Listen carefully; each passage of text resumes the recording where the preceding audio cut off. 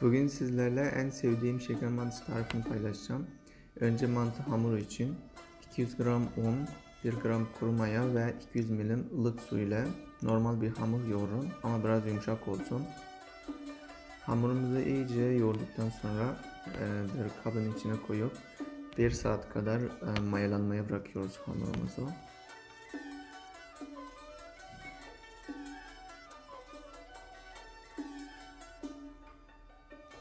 Şimdi mantı içini hazırlayalım. Bunun için herkes ceviz ve şeker kullanıyor normalde. Bugün bu videoda da 50 gram ceviz ve 150 gram toz şeker kullanmış. Önce cevizlerimizi bu şekilde eziyorsunuz. Ondan sonra 50 gram cevize 150 gram toz şeker ilave edip karıştırıyoruz. Böylece mantı içi hazırlanmış oluyor.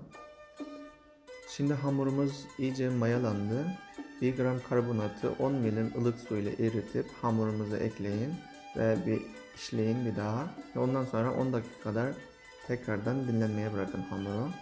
10 dakika sonra hamurumuzu küçücük parçalara ayıralım. 6 ya da 8 olur.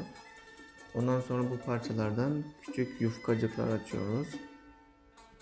Ve yufkacıklarımızın içine hazırladığımız karışımdan ekleyip gördüğünüz şekilde yuvarlak, büyük bir mantı yapıyoruz.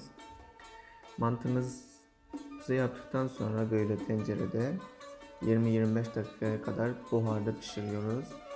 Çok lezzetli oluyor. Soğuduktan sonra da yiyebilirsiniz. Şimdiden afiyet olsun.